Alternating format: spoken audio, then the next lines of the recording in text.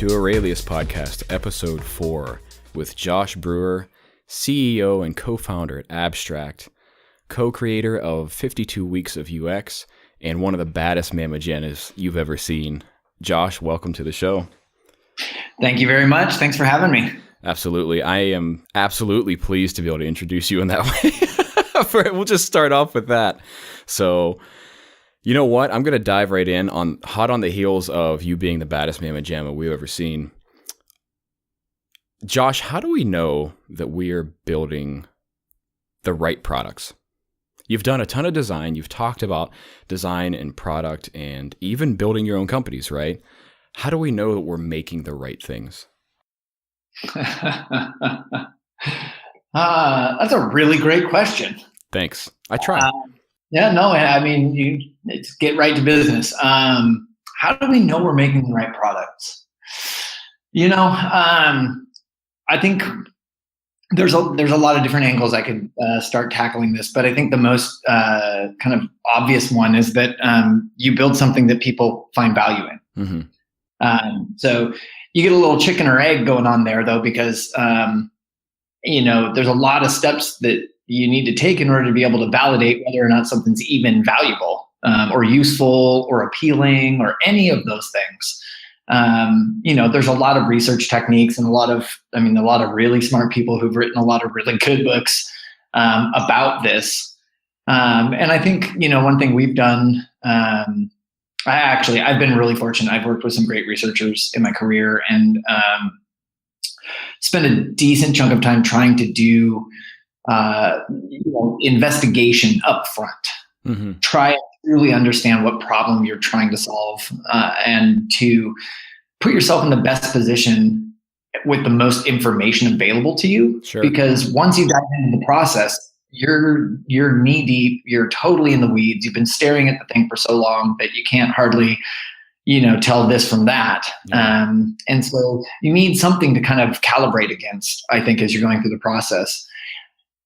Yeah.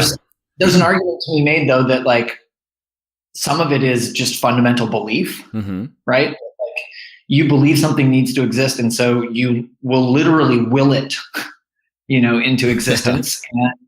And that may or may not have anything to do with any research or anyone else at all. And it may, show up in the world and people end up liking it. And, I think some companies have been really fortunate that, they managed to do that. They almost fell into some of these things. I definitely think, Twitter is one of those great examples. I don't know when they started if they were genuinely like, okay, so here's our matrix for success and how we will know whether or not we've built a good product. Yeah. I think a lot of it was scratching an itch, following a hunch, pulling on threads and then paying attention.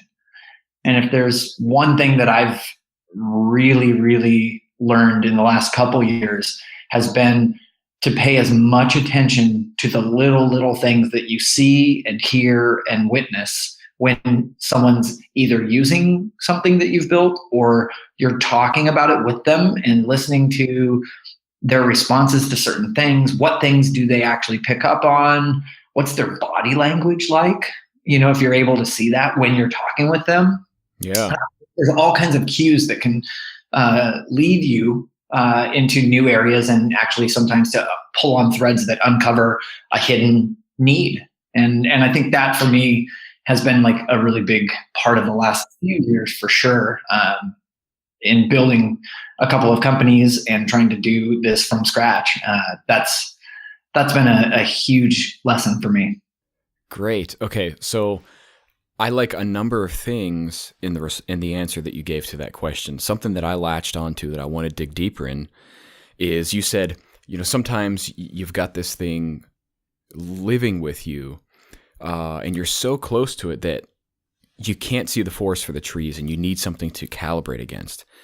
And so I want to take that and even something that you just most recently mentioned where, picking up these things as people are using something or as you're talking to them about what you might make. Is there a correlation there? And directly what I'm asking is, what can we use to calibrate back to are we still doing the right things? Are we making the right choices, the right recommendations, et cetera?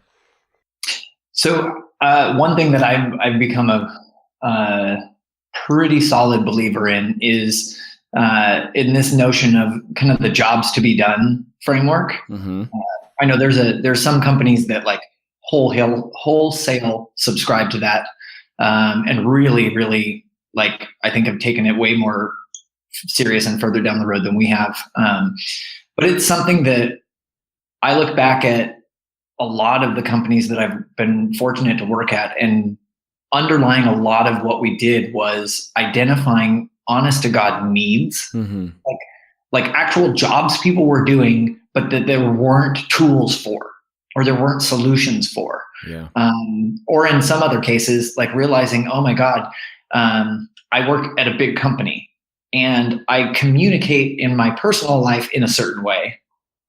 And wow, I sure wish I could communicate that way at work, Mm-hmm. right? Like, that was a huge underpinning of what drove SocialCast.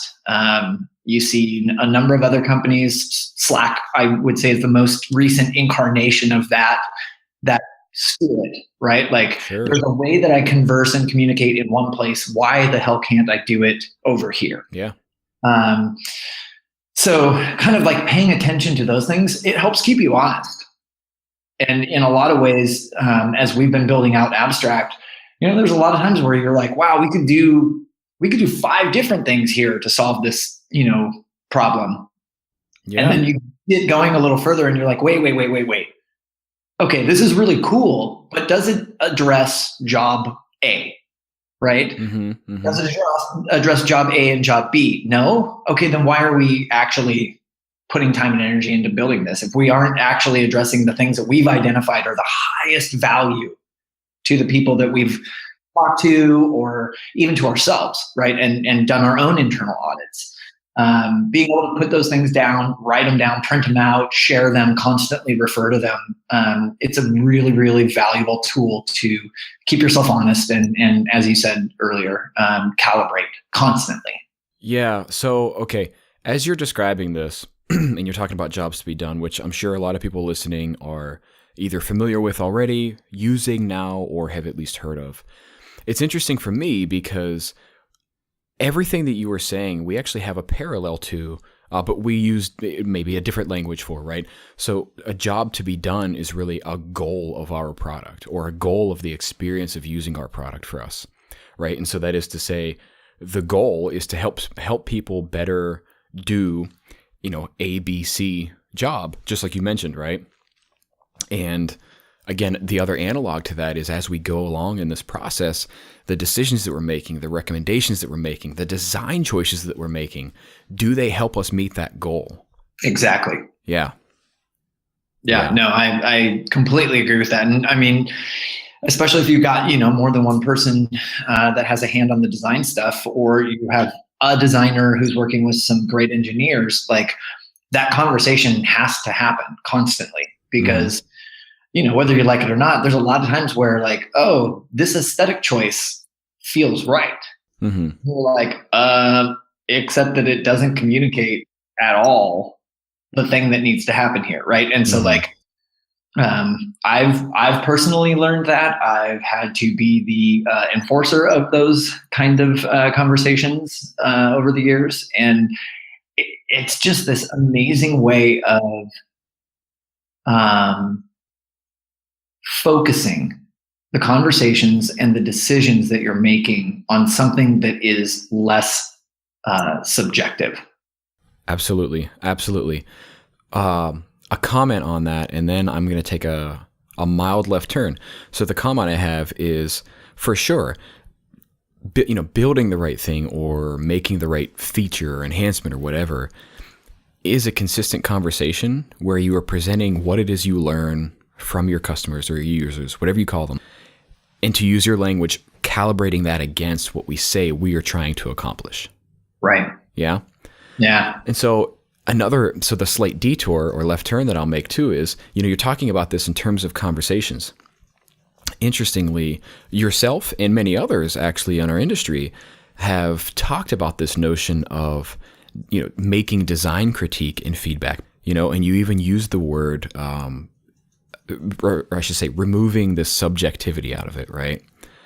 And if we have this thing where we say, we all agreed to this goal or, this job to be done. That's what we're trying to user experience critique. We can say this feature, anything, does it help us meet that? And that's a conversation that's much easier to have rather than opinions in politics. Yeah. I think, whether you're talking about a small design team or a large design organization, or you're talking about a, kind of a pod, right? So made up of a designer and a product person and some engineers or whatever the makeup of that group is, right? Like that conversation and that critique is critical because the goal is to move forward, right? Mm-hmm. The goal is to find alignment and agreement that we are truly like the presented solution does indeed solve the problem we agreed we were trying to address, right? Yeah. One of the things that we did back at Twitter at one point was we created a very simple template for our design, critiques. And it really it was like, all right. And part of this was just a forcing function of the scale that we were working at. And our team was growing really fast. And we had to figure out how do we get through enough of these in a week, right? So that people aren't languishing, waiting for feedback. And so part of it was just like, okay, cool. What is it that we're actually looking at today? Right? What problem are you solving? What is not working? And what's impeding your progress?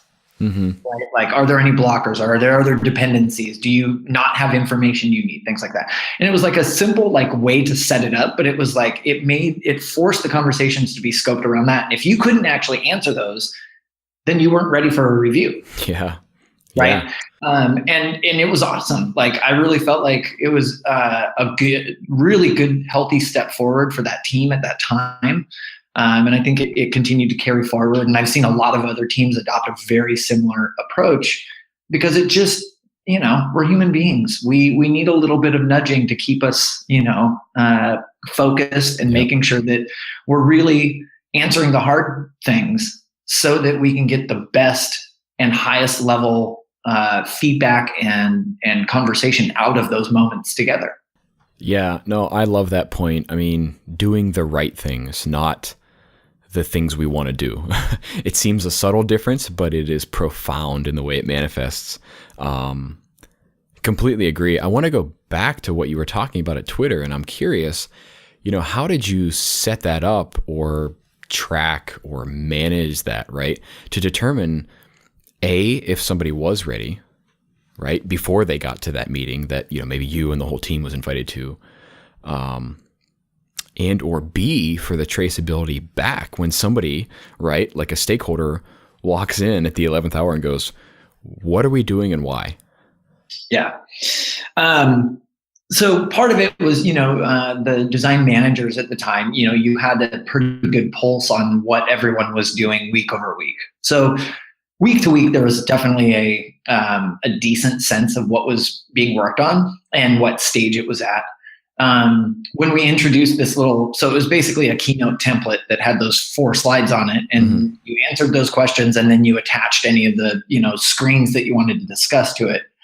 And it really just was, we made a switch one day and said, look, this is how our design reviews are going to go from now on. Submit your deck before the meeting. And that was kind of like how you knew. It was like, if the deck didn't get there, then okay, clearly you're not ready to talk about it.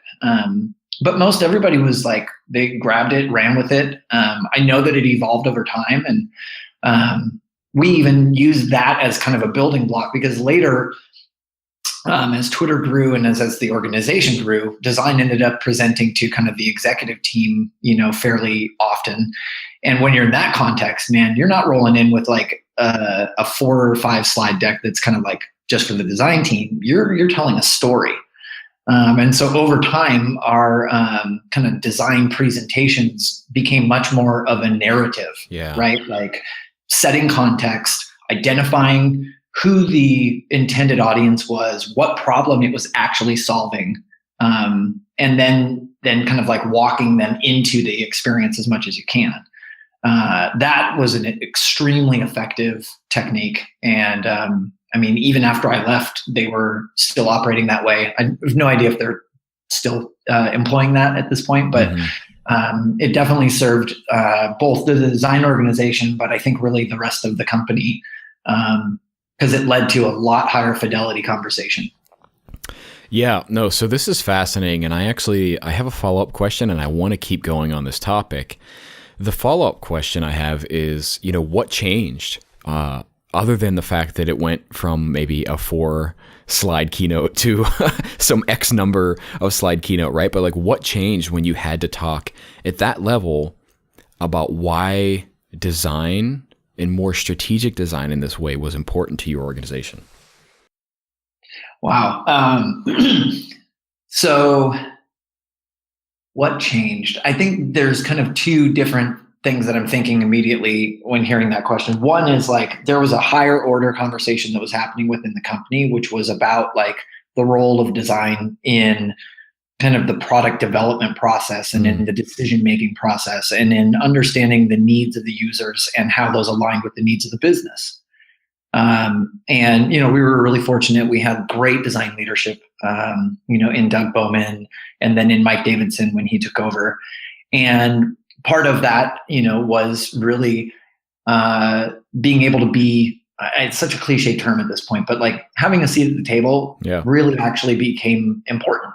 And it was something for me that I really fought for and was part of, I think, kind of my mission there was making sure that at a minimum, we were participating at the right level.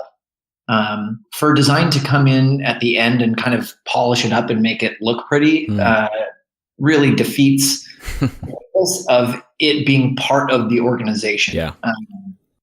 If you want to treat it that way, it really is a service. And, there are companies who treat it that way and are actually still effective. But what I witnessed was it wasn't that design had the answers at all. I think, unfortunately, designers can get into a spot where you think, oh my God, we got a seat at the table. That means we have the answers. That means we should run everything. Yeah. God, if I've learned anything in the last number of years, that's not true. Nothing farther from the truth, right? But what's amazing is the conversations that happen when you put, the CEO and the CFO and the head of product and the head of engineering, and the head of design, and those people are all sitting around a table together, and a number of other folks as well. The collective kind of brain power and problem-solving ability, I think, increases. And one thing that I've seen is design really can often bring a very outside the box perspective to those conversations, and often can challenge assumptions and question things without saying that anything's wrong, but literally just set something up in a way so that everybody can look at it in a different light. And I think that's really something I strive to do, and it's something that I think that is kind of a gift that good designers have. And being totally okay with the fact that you're not always going to be right, and that you're not always going to be the winning vote in the room, also helps, because it helps center you in the fact that the goal is for the business to move forward. The goal is for the product to serve the users in a way that they genuinely, love and trust and want to continue to engage with. And it's too easy to get stuck at lower levels, right? So the thought that occurred to me, Josh, was, you say the cliche of you get a seat at the table. The thought that occurred to me was, if design gets a seat at the table, you better sit up straight. So I actually, wow, I'm going to quote myself here. This is really amazing. It's very meta. I remember tweeting something that basically said, just because you have a seat at the table doesn't mean much. Babies have a seat at the table. It's called a high chair. Mic drop. End podcast. Josh Brewer, thanks for joining us. No, that's awesome. That's awesome. But it really was coming out of I've been a decently vocal proponent for design having a seat at the table, and the point isn't to have a seat at the table and then suddenly you're in charge. Mm-hmm. The point is to be a part of the conversation. The point is to be with those other people contributing together. I just deeply believe that designers bring, and well, I should say designers can bring a unique perspective to things. And they can sometimes coax out of these other folks great ideas that they themselves may not have been able to get to. And it's okay that you weren't the one with the great idea. And it's okay if it isn't even an idea that you totally love. If you helped the whole thing move forward and you've been able to be a part of the decision-making process at the right places, then I think we're in a good spot, you know? Yes, absolutely. And you can't see it on the podcast, but I have been nodding my head for the last 90 seconds as you've been describing this. It is 100% true. I mean, the interesting thing about it ties all the way back to the first question that we asked you, right? Which is, how do we know we're doing the right things? Whether or not the idea to achieve or solve the right problems was your idea or not is irrelevant. It's irrelevant. If you are truly committed to doing the things that matter most for your customers or users and your business, then it doesn't matter how we came to it, right? You want to be a facilitator and or shepherd to that. Exactly. Yes. So that's great. I'm going to take a little bit of a different direction. This all sounds awesome. And I don't think anybody would disagree that Twitter does it poorly, right? They're a very well-known product in the world. And we also know, especially from folks like yourself, they have a very mature and established design practice. So what happens when we're in a situation where we're not convinced that we're doing the right things? And maybe it's because design does not have a seat at the table, quote unquote. How do we handle that? I don't know. Yes. No, let me honestly think on that. You can edit that out, I'm hoping. Nope. All going to stay straight in. That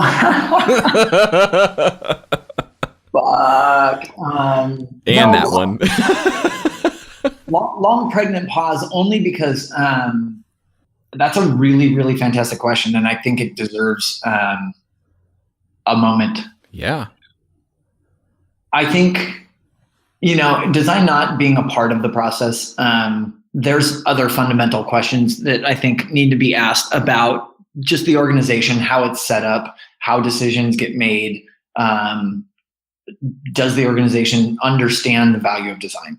Kind of almost the first most basic question. Yeah. If not, and arguably people up at the top don't get it, you're going to have a really hard time. I mean, I shouldn't say really hard time, but there's a very good chance that you will be fighting harder than you should have to fight to get the ideas out there, to get people to listen, to earn the respect and trust of other folks in the company. That said, one thing designers is scrappy.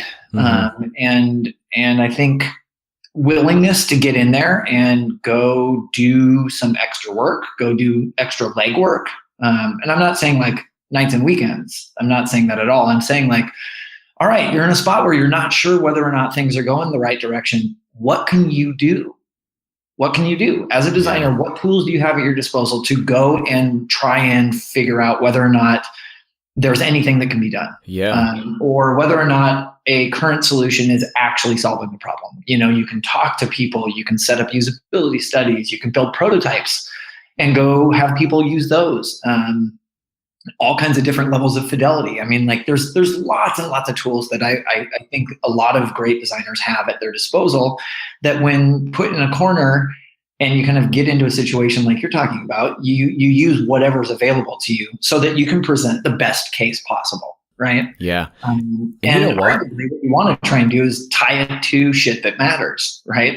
Yes. If your company is currently not making money and you're over here worried about your button styles, I'd argue that maybe recalibrating and refocusing your energies into what can we do to improve the conversion process is a better use of time and energy. And I guarantee you, if you want people's attention, focus on the needs of the business and how design can help those. I promise, people will pay attention. Yes, and double yes. So as you were saying that, I was actually going to say, I want to reintroduce something that you mentioned earlier in our conversation, which is it sounds to me like if things aren't going the way that we think they should, we don't feel like we're solving the right problem, we should reintroduce that calibration thing, which is, as we said, either a job's to be done or the goals of our product and or experience. And that can help us in that situation. Would you agree? Yeah, I totally agree.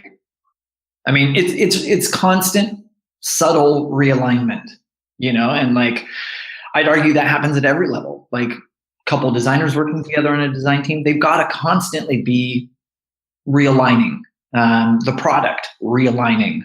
Occasionally you have to reimagine something, but more often than not, it's actually just kind of like holding it up against the ruler, if you will, the measuring stick, right? And being like, oh shit, we are off by a few feet. Holy cow, how do we do that?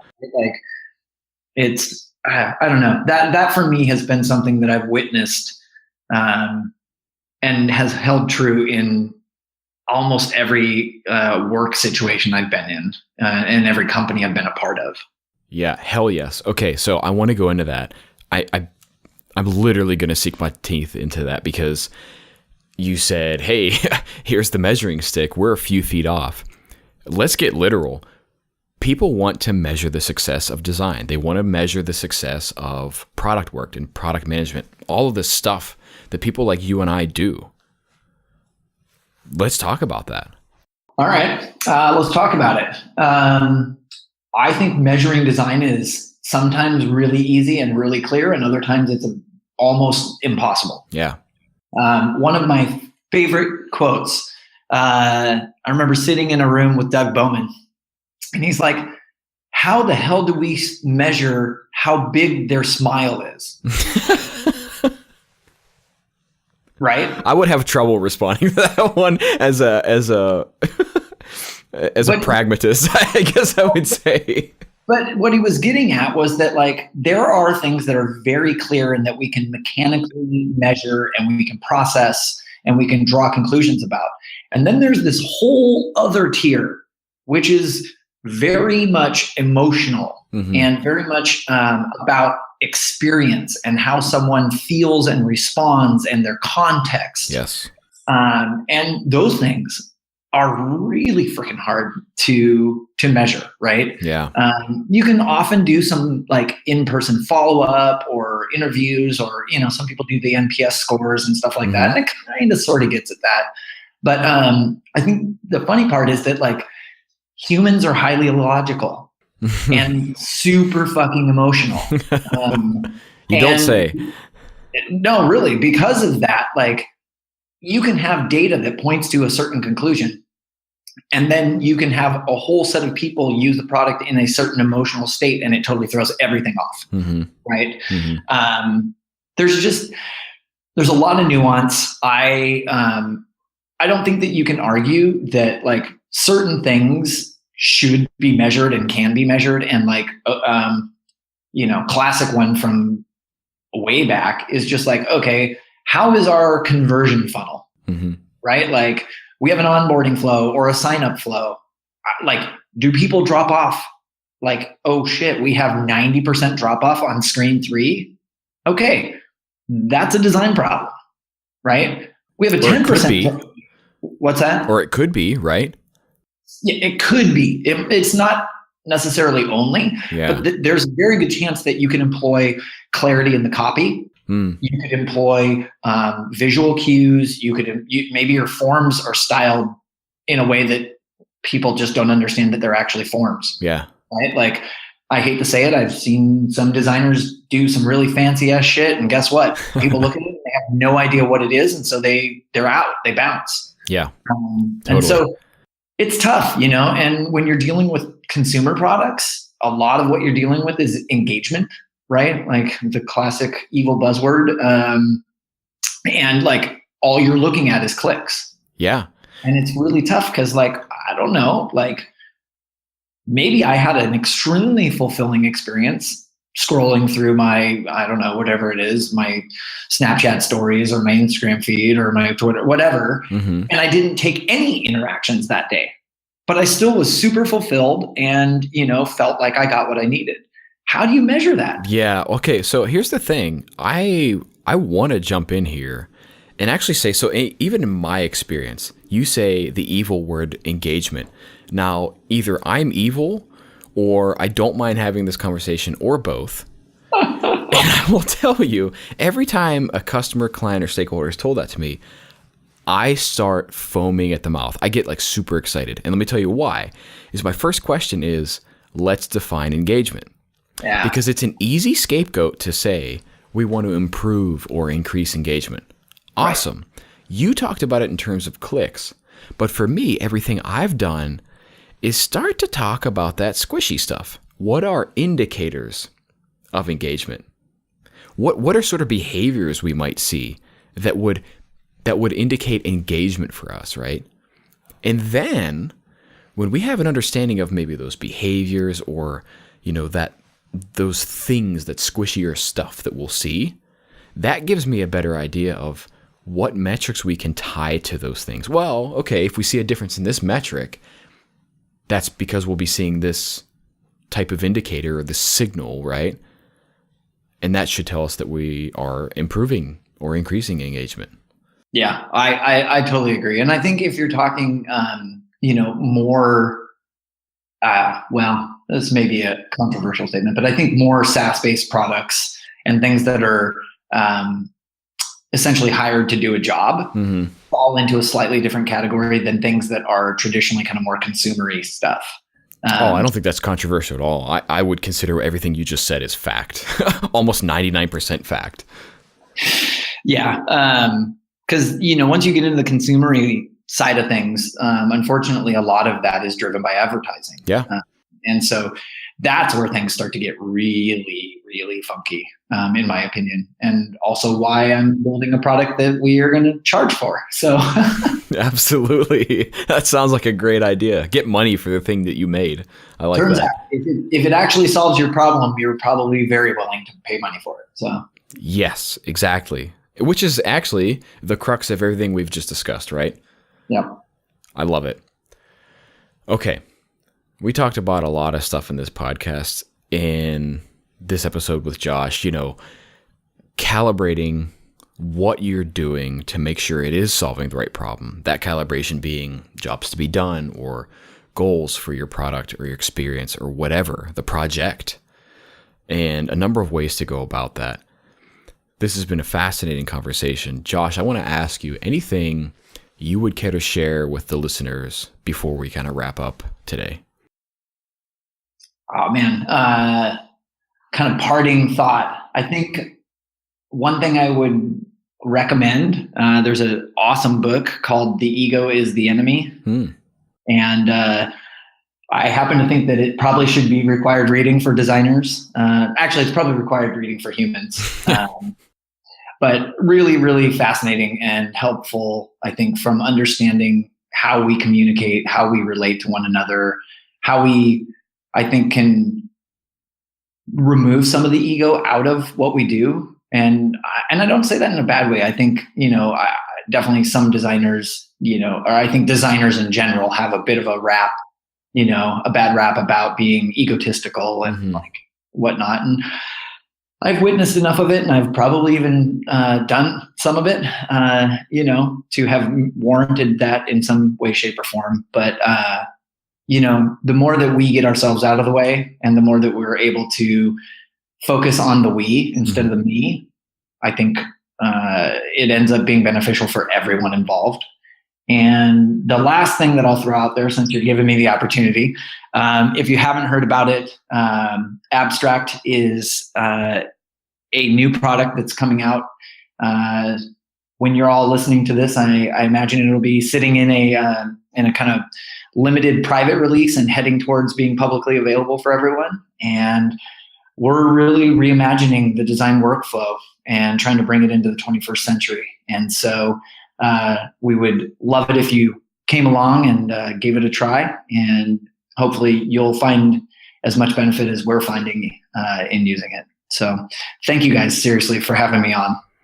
Josh, this has been an absolutely delightful conversation to have with you. It's my pleasure, and I'm glad that you were able to join us. So, The Ego is the Enemy, we'll make sure to have a link to that on the episode page of the podcast, and a link to Abstract, where Josh is CEO and co-founder, trying to help people do better design, which fits very nicely with us because we just want to help people make the right stuff. So I hope everybody enjoyed this conversation. I know I certainly did. Josh, thank you once again for joining us. Absolutely. It's a pleasure. Thank you guys for having me. All right, and we will see you next time. Bye-bye, motherfucker. We're putting it in. We're putting it in. We're putting it in.